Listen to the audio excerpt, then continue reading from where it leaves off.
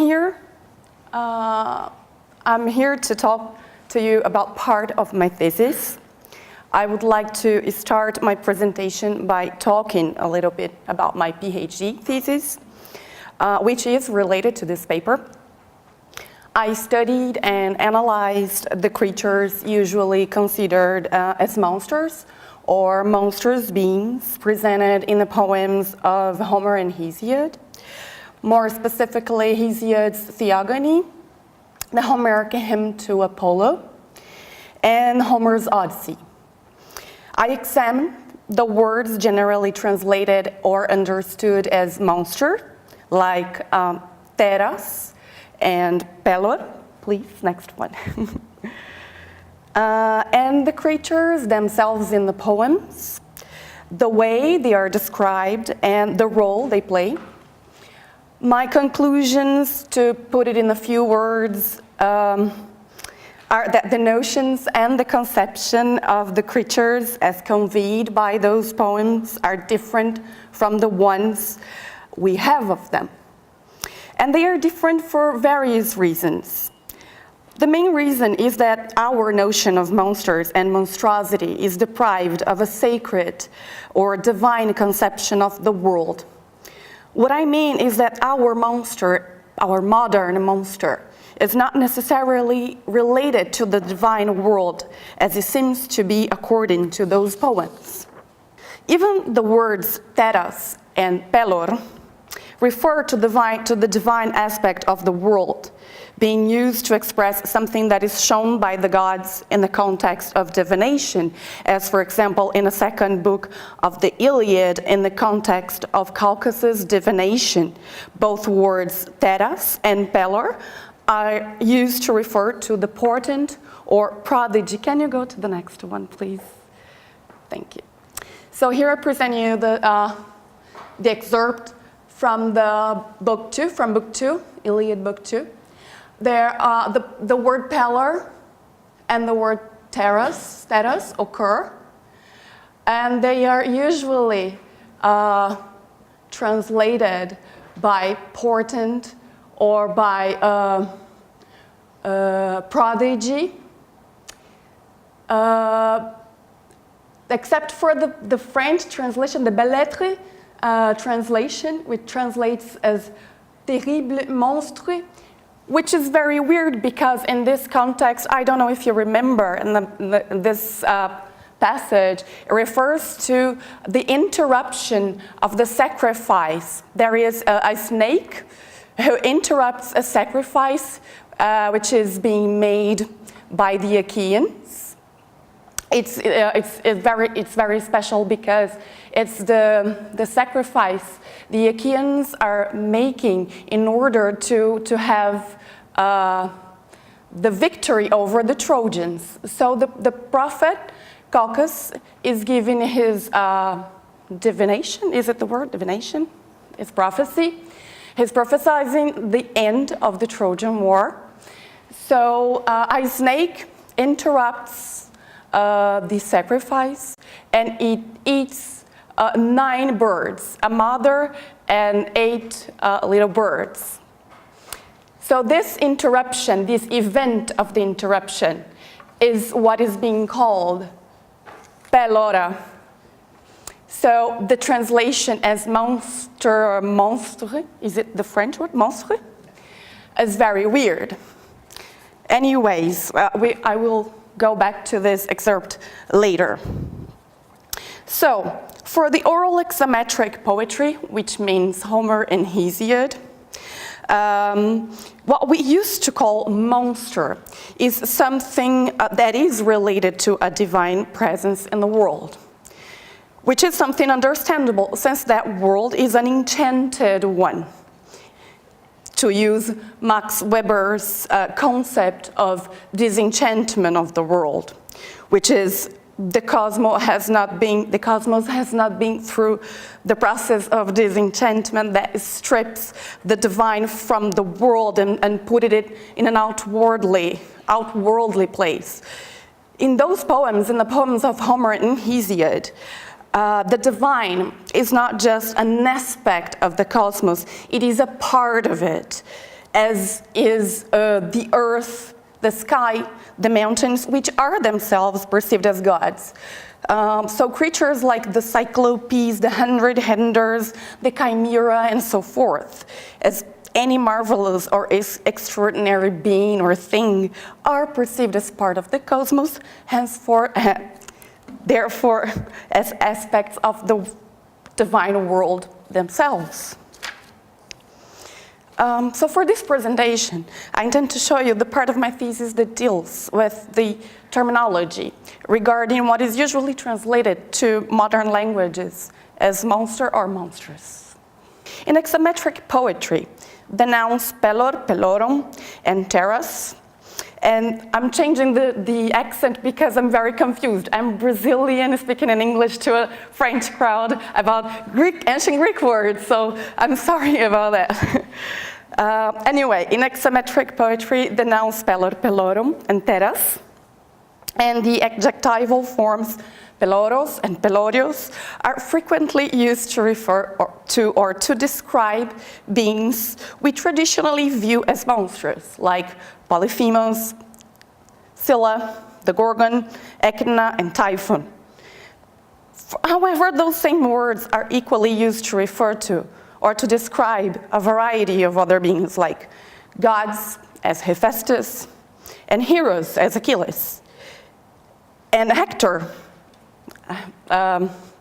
heroes like Achilles and Hector, I'm sorry.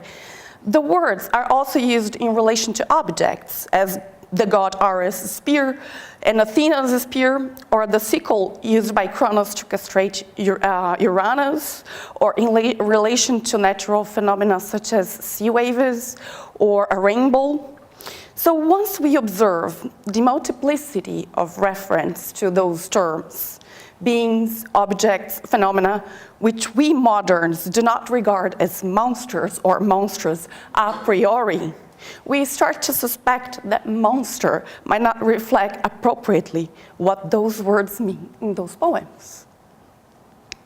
So regarding the translations for both nouns and adjectives, a variation according to the reference is noticeable, as monster or monstrous is chosen when the referent is a being considered monstrous a priori.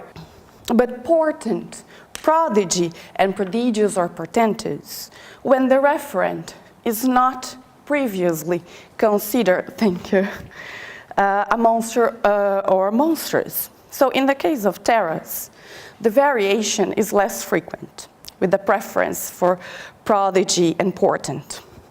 In the case of pelor, pelorum, by its turn, the notion of monster in the translations is predominant. The theogony shows an interesting case. Although the noun pelor, pelorum, is used only 3 times in theogony, 1 time for Echidna and the other 2 for Typhon, 2 creatures we consider monstrous, and being translated as monster by Evelyn White in the beginning of the 20th century, as well as by Most in his translation to English published in 2006, by Paul Masson in his translation to French, and by Arrighetti in his translation to Italian. The translators prefer for the adjectival forms, which refer mostly to the goddess Earth in the poem, adjectives related to her size, as vast, huge, enorme, grande, or prodigiosa, as chosen by Arrighetti. Arrighetti, however, translates the same word as terribile when it refers to the sickle with which Uranus is castrated. So in the translations of the Iliad, something curious happens. The 3 times the noun pelor, pelorum occurs, they are translated in 3 different ways. In book 2, yes, thank you. The neuter plural pelora is usually translated as portents or prodigies. In book 5, the genitive singular peloro is predominantly translated as monster, as in Butler's and Murray's translation to English. So now that's in book 5. And you can see that the translation, the most common translation is monster. And I'll tell you the reason. And in book 18, it is possible to find, on the one hand, monster, as in Butler's translation, and on the other, the adjective huge, as in Murray's. Okay. So that variation comes from the diverse character of the reference. For in book 2, Deina pelora theon refers to the prodigies that interrupt the sacrifice offered by the Achaeans, based on which Colloque prophesies the Achaean victory against the Trojans. In book 5, Deinoio peloro refers to the Gorgon's head on Pallas Athena's shield. And in book 18, it refers to the god Hephaestus. That's why they are translated in so different ways, because the reference have different character. So in the Odyssey, the variation also occurs. Peloron is often translated as monster when it refers to Polyphemus, for example, or to the Gorgon's head, but for prodigy or portent in contexts of divination. It is possible to notice that the translator's choice of words is clearly based on a preconceived idea about the referent, the pre-established notion that something is or is not a monster, not on really understanding of what peloron really means. The same occurs for the adjectival forms peloros, pelorios. They can qualify heroes, gods, weapons, being translated mostly by words that express the notion of enormity.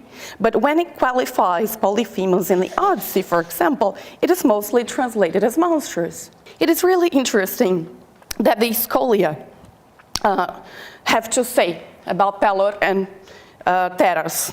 The Scholion to the Iliad, to the book 2, the passage in the book 2, the Colloque's prophecy.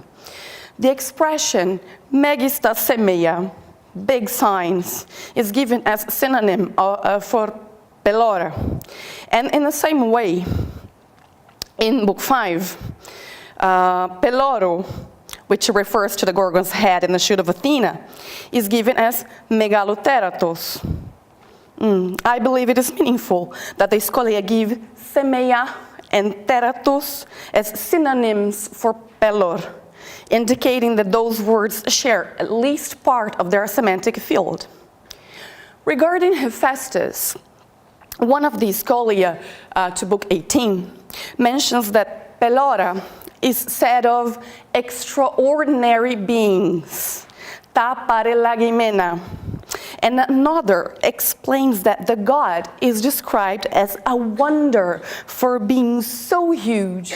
Therefore, ateras mega is stating that pelor relates to the size, megethos.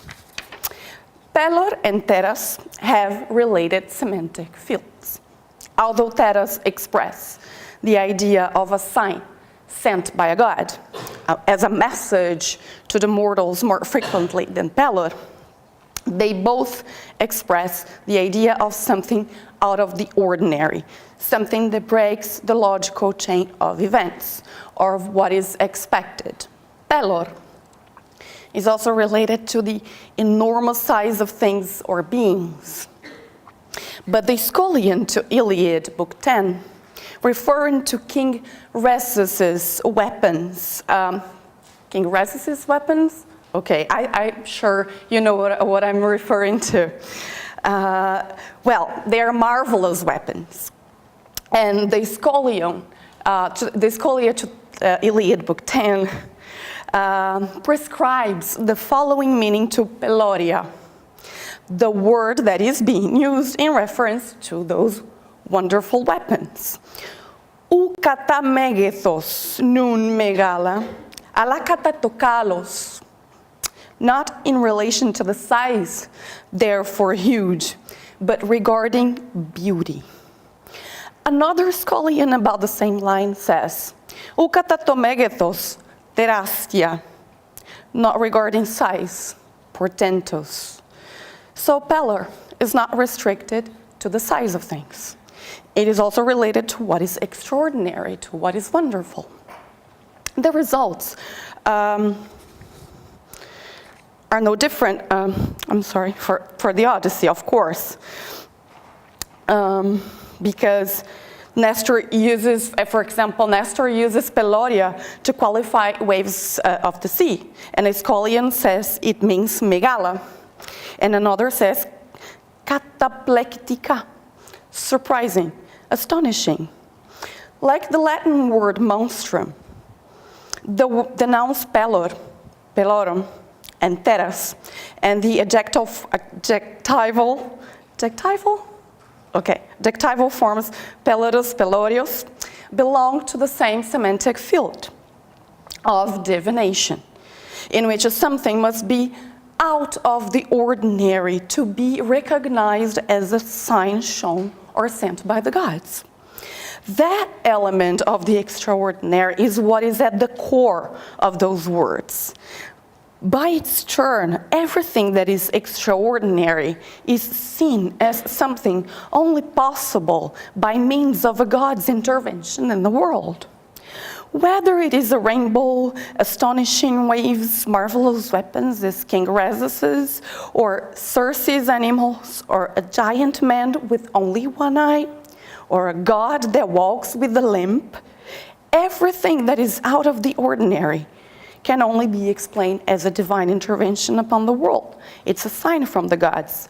Therefore, it's an indication of the real existence of the gods. Something so extraordinary as a rainbow can only be something sent by God. Therefore, it is proof that the gods exist and act upon the world.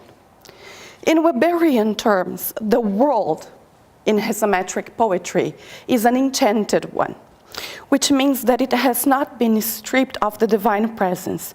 It has not been through the process of disenchantment, which first replaces a multitude of gods with a single and omniscient one, the first phase of this enchantment process, and then replaces God with rationalization, the second and final phase of that process so far.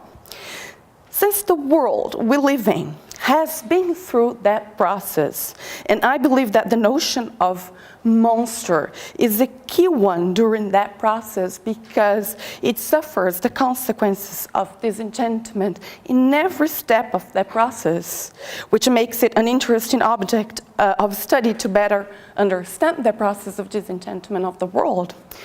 Our notion of monstrosity does not necessarily fit into or gathers what those words in ancient Greek mean, or the way hexametric poetry conveyed them.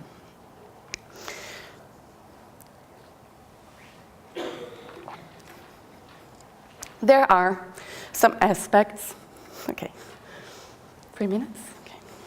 There are some aspects that contribute for superposing our notion of monstrosity, which is a secular one, to the one in mythopoetic tradition. First is the fact that our word monster comes from the Latin monstrum, and we tend to think in a tautological way, supposing that because our word originates from the one, they must mean the same, which is not true, because monstrum in Latin is a word related to divination as well, like portentum, prodigium, omen, etc. The notion in ancient Greek and Latin are very similar, by the way. Second, because we tend to see the ancient Greeks as the origin of many of our institutions, ideas, and ways of thinking this, their notion cannot be far from ours, right? And thirdly, because we attribute to the ancient Greeks the origin of rationalism, as if, for instance, the Aristotelian logic permeated the whole of ancient Greek society, including the centuries prior to his birth. But the fact is, ancient Greece is part of a Mediterranean-centered world more than 2,000 years ago. And it is much more plausible that hexametric poetry conveyed a worldview closer to the east part of Mediterranean than to ours. As a closing remark, I'd like to tell something that might be pertinent to the occasion. I had the opportunity to meet a Chinese historian who specializes in history of medicine. And he told me that the word for monster in Chinese is guai tai, which is the word for something strange or for deformed fetus, which is very near the Aristotelian notion of teras. But when I asked him about the dragon, which we see as a monster or a monstrous creature, he said, no, it's not a monster. It's fantastical, it's mythological, but not a monster. In view of that, I think that the name for the Sinoikismos conference could not be better. Fantastical beasts and where to find them in Antiquity. We can certainly find fantastical beasts in Hesiometric poetry, but I'm not so sure about monsters. And that's it. Thank you so much.